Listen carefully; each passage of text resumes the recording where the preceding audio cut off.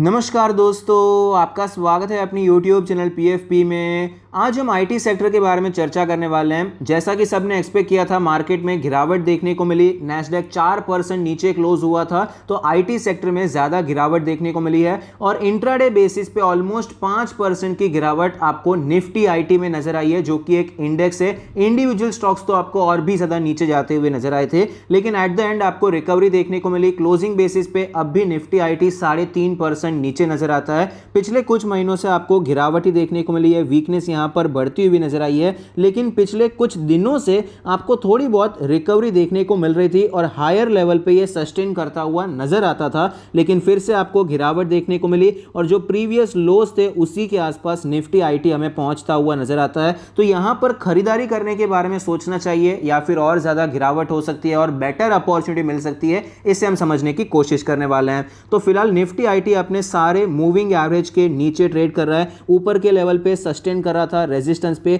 अगर यहां पर ये ऊपर निकल जाता तो एक अच्छी रैली देखने को मिल सकती थी, लेकिन ऐसा नहीं हुआ। गिरावट हुई 27,000 के आसपास। फिलहाल आपको ये सपोर्ट लेता हुआ नजर आता है, जो कि प्रीवियसली भी आपको एज अ सपोर्ट एरिया देखने को मिला है। डेली RSI 35 का लेवल है, क्लियरली काफी ज्यादा वीकनेस है।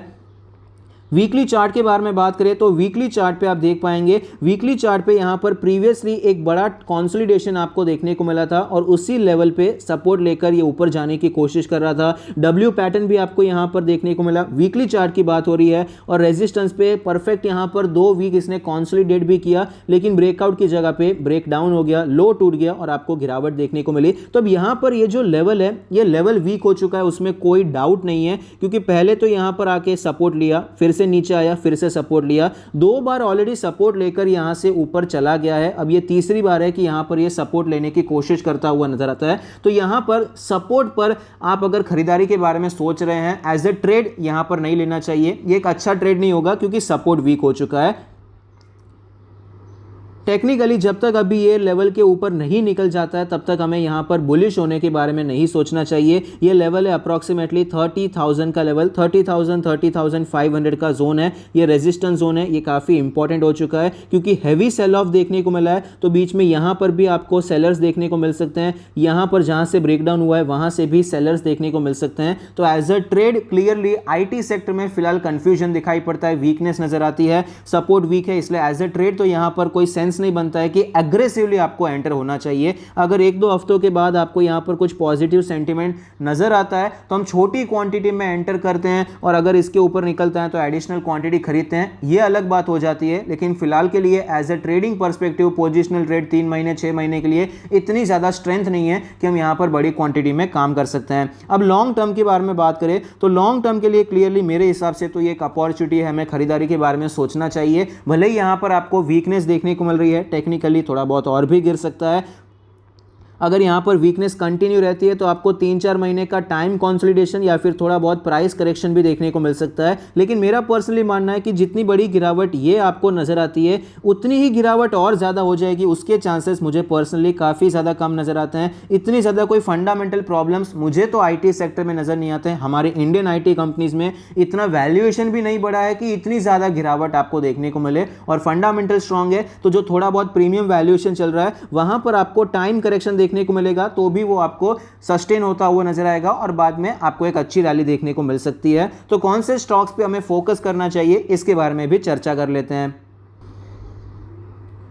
सबसे पहला स्टॉक है TCS। 4,000 के प्राइस से आपको ये नीचे आता हुआ नजर आया है। 3,000 पर इसने सपोर्ट लिया। 3,000 का लेवल इंट्राडे में तोड़ा भी था, लेकिन तुरंत रिकवरी आ गई। उसके बाद आप देखिए स्टॉक ऊपर के लेवल पे सस्टेन कर रहा था, वापस गिरावट है। सेम लेवल पे आपको ये स्टॉक दिखाई पड़ता है। वीकली चार्ट पे अगर हम देखते हैं तो वीकली चार्ट पे हमें पता चलता है कि 2,800 से करके 3,000 का लेवल काफ़ी ज़्यादा इंपॉर्टेंट है, क्योंकि यहाँ से ब्रेकआउट हुआ था, फिर 3,000 पे सपोर्ट लेकर ये ऊपर गया था। तो ये 200 पॉइंट का रेंज काफ़ी ज़्यादा इंपॉर्टेंट हो जाता है और फिलहाल भी आप देख पाएंगे इसी लेवल के आसपास से सपोर्ट लेकर आपको ये ऊपर जाता हुआ नजर आया। टेक्निकली देखा जाए तो नो डाउट ये लेवल अभी वीक हो चुका है, जैसा कि हमने IT सेक्टर में IT इंडेक्स में चार्ट पे डिस्कस किया। यहां पर भी एज ए ट्रेडिंग हम काफ़ी ज़्यादा हैवी होने के बारे में अभी नहीं सोच सकते हैं। 1-2 हफ्ते बाद अगर आपको पॉजिटिव सेंटीमेंट नज़र आता है तो थोड़ी क्वांटिटी के साथ एंटर हो सकते हैं, लेकिन लॉन्ग टर्म के लिए ये काफ़ी अच्छी अपॉर्चुनिटी है। आपको एक ऑलरेडी अच्छा खासा कॉन्सोलिडेशन देखने को मिला है। चांसेस हैं कि यहाँ पर टाइम कॉन्सोलिडेशन के बाद या तो आपको एक ब्रेकआउट देखने को मिल सकता है, सेंटीमेंट पर डिपेंड करता है मार्केट कैसा काम कर रहा है, या फिर गिरावट भी हो सकती है। लेकिन ये एक अच्छा लेवल है जहाँ पर आप थोड़ा बहुत लॉन्ग टर्म के लिए, लॉन्ग टर्म पर्सपेक्टिव से एक्यूमुलेट करने के बारे में सोच सकते हैं।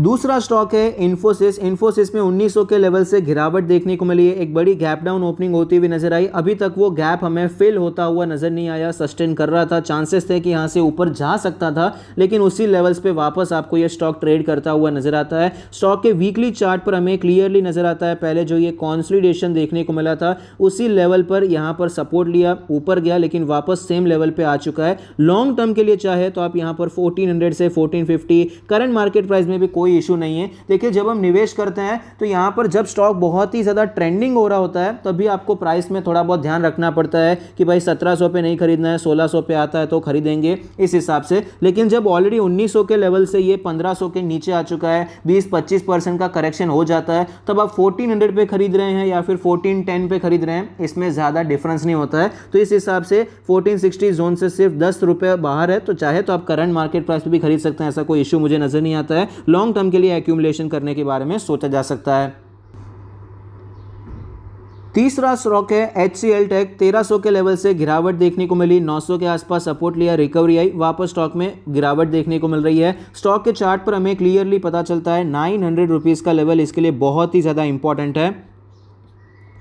आप देख पाएंगे पहले यहाँ पर रेजिस्टेंस लिया, फिर ब्रेकआउट हुआ जो सपोर्ट की तरह काम किया और बाद में आपको एक रैली देखने को मिली। तो 900 रुपए का जोन HCL टेक के लिए काफ़ी ज़्यादा इंपॉर्टेंट हो जाता है। तो as a long term investor आप चाहे तो HCL टेक में एक्यूमुलेशन के बारे में सोच सकते हैं। हमने 3 स्टॉक डिस्कस किए हैं, तीनों ही टेक्निकली वीक हैं, बहुत ज़्यादा ट्रेडिंग पर्सपेक्टिव से हैवी क्वांटिटी में एंटर नहीं होना है, ऐसा मेरा पर्सनली मानना है। लॉन्ग टर्म के लिए एंटर हो सकते हैं और साथ ही साथ आपको ये मेंटल प्रिपरेशन रखनी चाहिए, मानसिक तैयारी आपकी होनी चाहिए कि स्टॉक में और ज़्यादा गिरावट हो सकती है और ये जो लोज बनाए हैं ये लोज भी आपको टूटते हुए नजर आ सकते हैं।